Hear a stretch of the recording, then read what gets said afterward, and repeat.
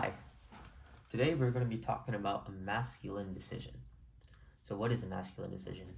It's any decision you make as a man. Pretty simple, right?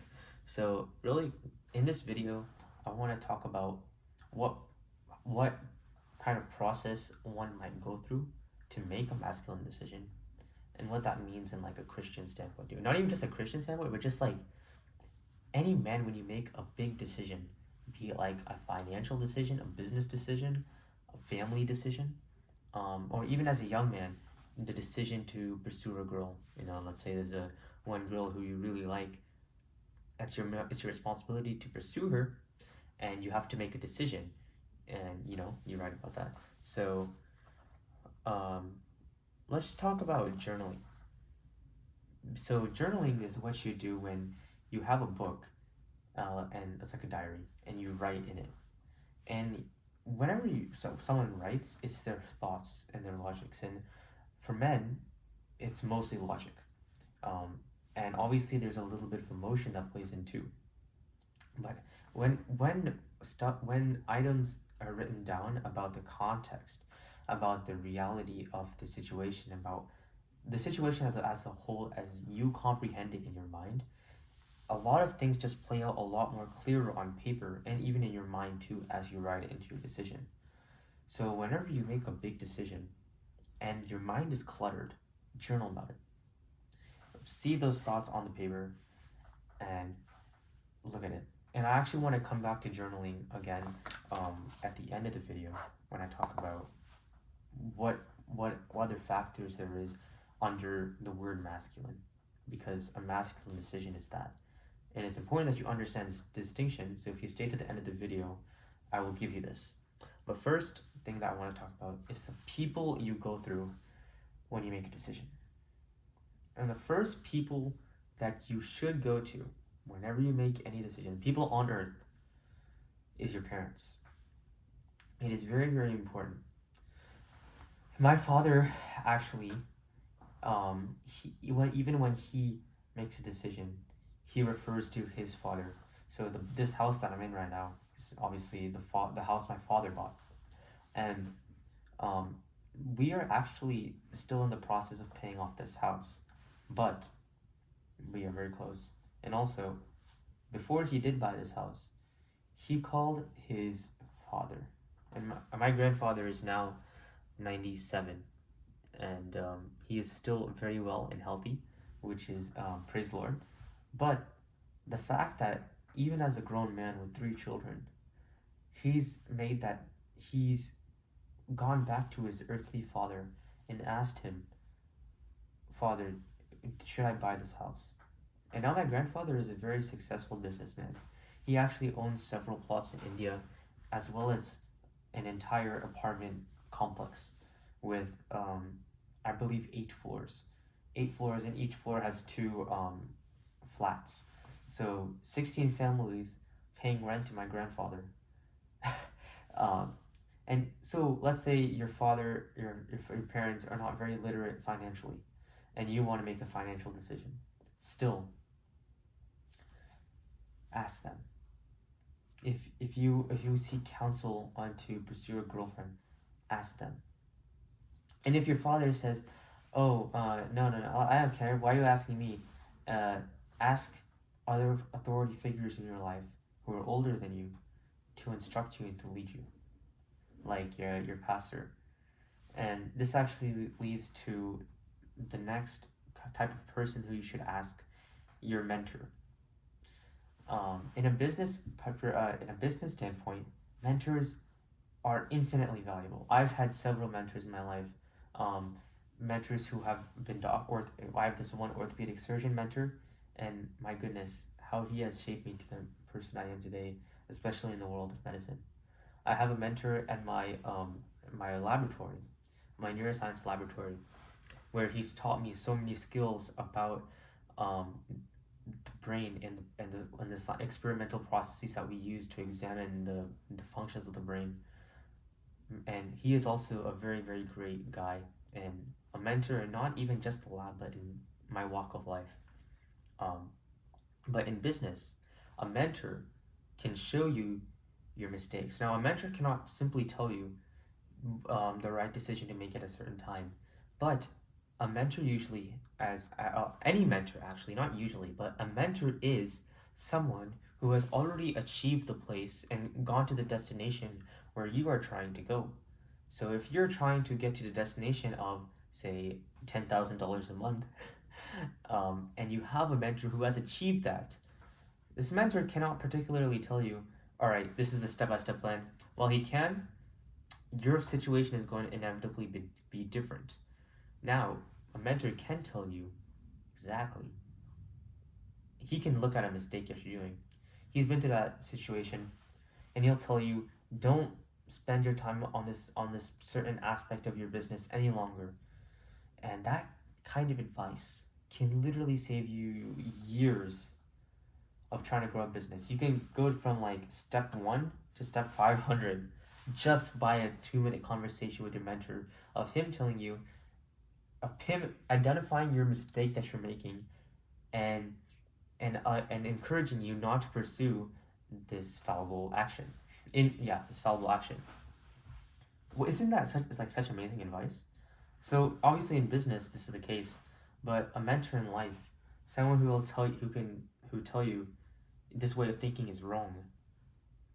That will that is such a like a life. It's life. That mentor will be speaking life into you, whether you're a girl or a boy. A mentor will speak life to you from their wisdom and their knowledge of knowing something. And your father and your mother, they take great pride in you, and they do want the best for you. Obviously, if you don't have a father or mother, I'm very sorry. Um, but to simply go into life making your own decisions, you can spend your entire life working on a business and achieve success at the end of your life, having learned all of these things, but at what cost? The time. Or you can just skip to the end and walk off the shoulders of giants and, you know, reach success quicker. Like, that's kind of the way it is. Or, and like, even from a life standpoint, when you make a mistake that, or you disobey your mentor, it's painful. It's going to be very, very painful. Um, but let's say you don't have parents, and actually, even if you do, you don't pay attention to them. You go to the advice of your friends, and this is a warning. Because, okay, let's say these friends are not just any friends, they're the friends who are the same age as you, or maybe even younger. The Bible assumes that people of young age are fools. Now, why? Because given the assumption that you were born, you as a baby did not have any knowledge in life at all. So young people have less knowledge.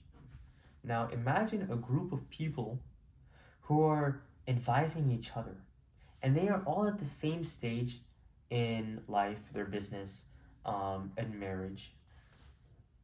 Isn't that ridiculous to take advice from another person who is in the same stage as you? What? Are you serious? The Bible talks about how it's a gathering of fools, telling fools advice this way and fools advice that way.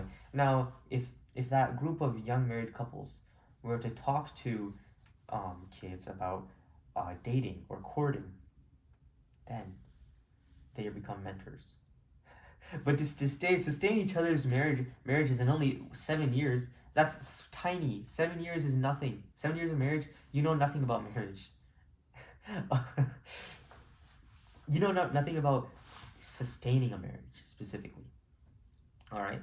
So the gathering of people of the same, useless. You're trying to and get advice on buying a house. You ask all your friends who's also buying a house. Obviously, what? And the situation might change. Maybe your friend already bought a house, but you have to be careful now, because there's some things that he might be hiding from you. Like maybe he's still on a loan that he's actually very, very scared about. No, okay. You go to a person who knows their houses very, very well, or you go to a mentor who can tell you, who will be able, who you can trust, will be able to identify mistakes in your thinking, in your logic, in your business planning, whatever. Okay. Friends, they are for your fun, your time. Maybe if you see some sort of use from them. And honestly, as a side note, keep your friends small because you don't want to split up your time to so many different people. Okay, your friends are people who have your back and are not like useless. That's why when you keep your friends small, you keep your friends valuable, they return value to you, and you have fun with them. You genuinely grow with them. All right. So now, taking advice from your wife and or the person you're courting. All right. Women, I'm sorry, but it gotta be kind of real. Women make decisions off of their emotions. As a man, it is your responsibility to make your woman feel loved at all times. And if that means listening to her, then listen to her respectfully. Okay? Now, you're not like you might not be listening to her because of the actual advice because she's your wife and yes she might have some financial background, okay? But a masculine decision means exactly that. All right? And as a man, that decision is on you, not your wife. Do not let your wife influence your decision out of her emotion. She can get very, very loud. I do not care. Your wife is is someone that you are taking care of. She's not taking care of you. Okay. When she becomes, if she becomes a businesswoman, if she gets a job, if she starts to notice your lack of responsibility taking within the household, she will have to become more masculine because you are becoming more feminine. But a masculine man takes responsibility, takes leadership in his business, in his household, and especially over his wife. Because she is meant to relax in your masculinity. In whatever that means, that can mean financially, that can mean in terms of mental strength. She's meant to relax in your masculinity. So if her relaxing means that she needs to give you her input on buying a house, listen to her and make her feel loved. You know, literally, I read this passage in The Way of the Superior Man. Let's say you ask your current girlfriend, let's go to the movies. Let's go see Spider-Man across the Spider-Verse. And then she's feeling, maybe not today, I don't know. And then you swing around and then you kiss her on the cheek and you say, let's go to Spider-Man, honey. And she'll say, okay. Because her mood, her decision making is entirely based on emotions. Entirely. If she is feminine, it is completely entirely it's her emotion. So whatever she might be telling you, however serious she might take it, just it's your wife, man. It's she's your girl. You just make her feel loved. Just like how Jesus loved it. Just make her feel loved. But don't make your decision based off what she says. Unless you as a man sees value of what's coming out of her mouth. Okay? Because if you do make the decision that she tells you to do, it's your responsibility at the end. Whatever happens out of it, especially if it's bad, don't be like Adam. Don't be like, oh no, Eve made me buy the apple. Nah. Adam knew that apple was bad, and he still let his woman eat that apple anyway. That was a masculine choice. A very detrimental one, a very bad one, still a masculine choice. And the responsibility does not fall on Eve because she makes her decisions off emotions. It falls on Adam. Oh, man, I wonder how many people want to beat up Adam in heaven. Personally, I don't blame him because I probably would have done the same thing out of like just plain stupidity, just ignorance. Honestly, yeah, I probably would have been very, very ignorant as well. So the next person, now we've talked about parents, your friends, mentors, and your wife. But now we talk to this is the first person that you should go to when making a decision. Can you guess? Obviously, God. God is in complete control of your life, and He has the strings already played out for you. He has an amazing plan for you. He has every season of your life planned out. He has your anime intros written out already. for the next year and the year after that, and yeah. So go to God, and God will speak to you. Now, a quick mini lesson on how to hear God's voice, okay? Because people will be anxious. People will go around. They'll be like, studying in the library, and then like this is a story. This happened to me actually. I was studying in the library, and I thought I heard God's voice like, oh, you're walking right, you're going to get a drink of water because I was thirsty. Go straight. Oh wait, I went straight. Oh, take a left here. Take a left here. Wait. Go into the third bookshelf into this certain area. Go. And then I see like a bunch of people studying in this room. I thought I heard my voice. Go down straight this alley. Take a left and go speak with that person about something because it's gonna be someone very, very important. I go. It's just some guy like. It wasn't the person who I thought it was gonna be. I'm like, that's not God speaking to you, bro. That's just anxiety or some random nonsense.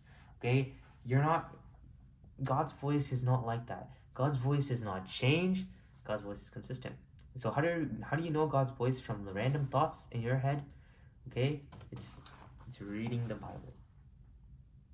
It is becoming a friend of God. I personally do not believe I am a friend of God yet, but it's my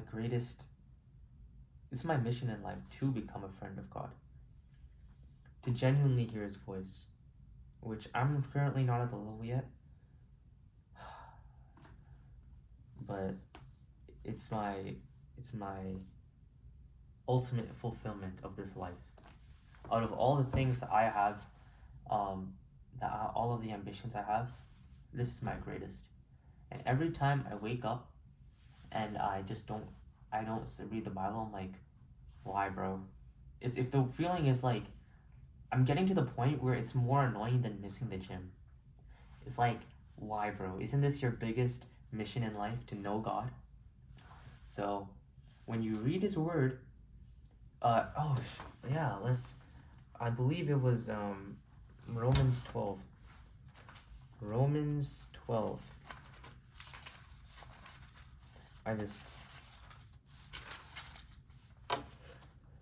Do not conform to the pattern of this world, but be transformed by the renewing of your mind.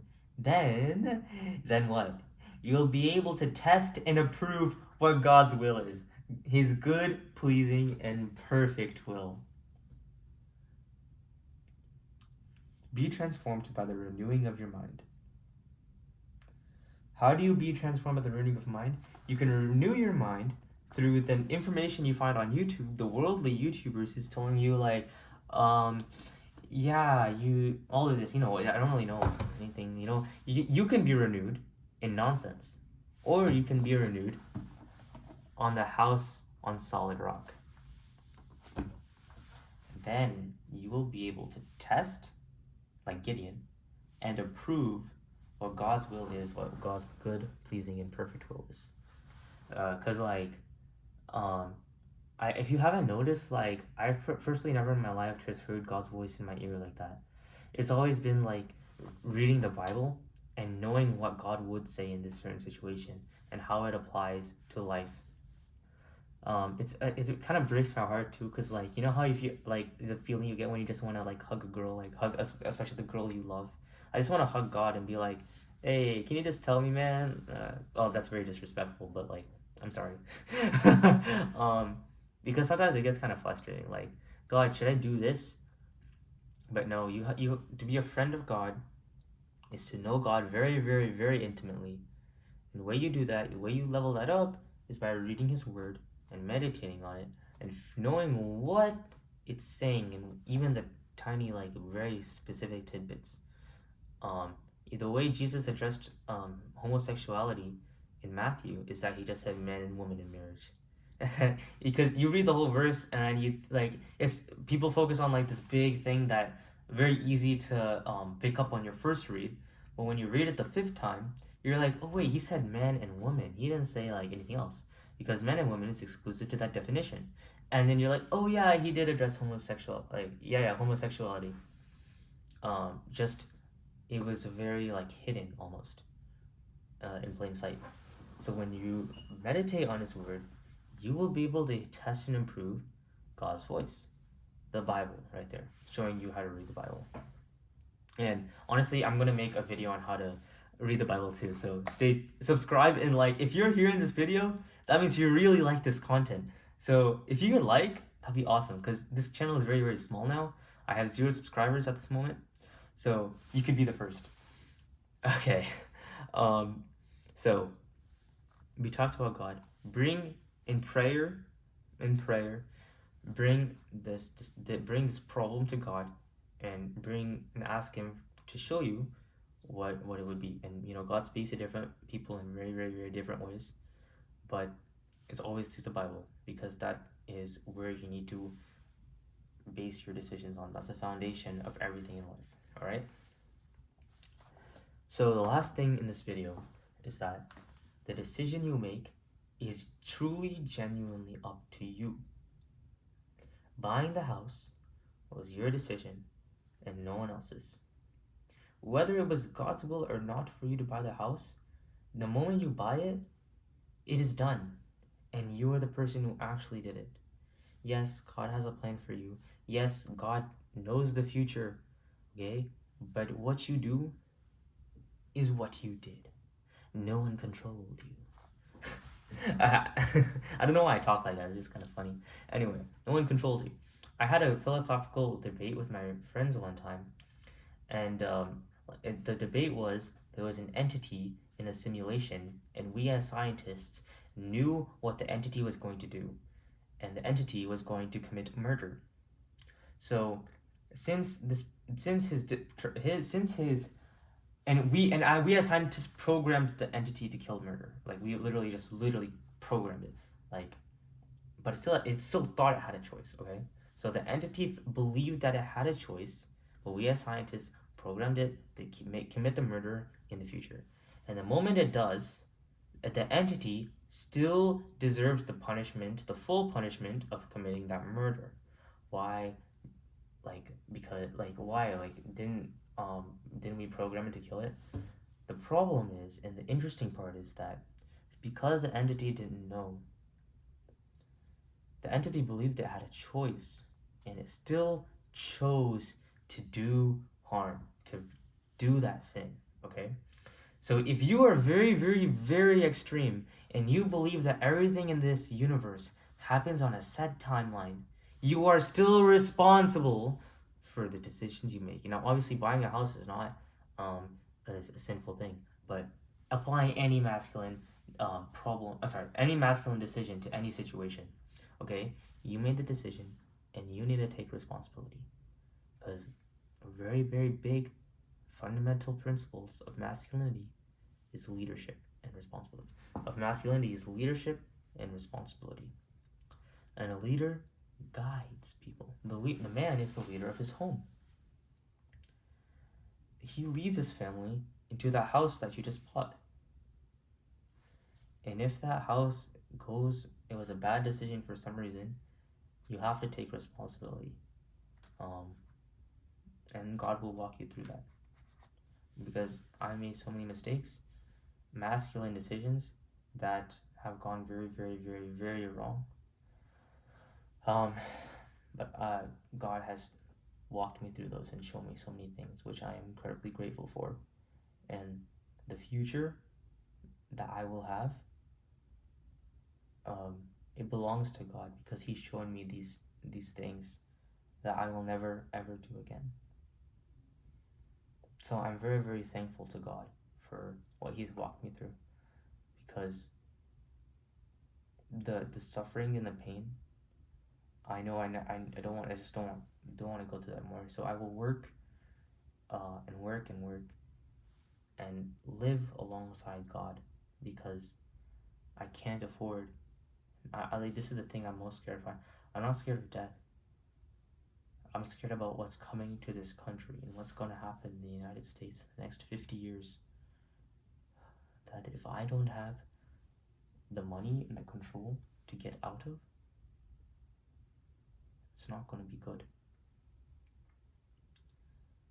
So I beg God that every decision I make, that I will be able to be free and take my family to wherever he's going. Because the sufferings that's going to happen on this earth, I'm terrified. Oh, I'm scared. I've never been scared of even death this way. Even as a child, I think of death. It was scary. But the things that's going to happen on this earth,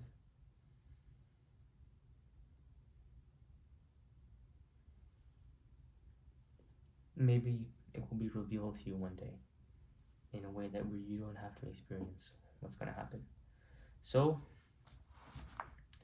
take responsibility for your actions. Seek wise counsel on the decisions you make, and do not be influenced by emotion. And with that, that's it. Bye.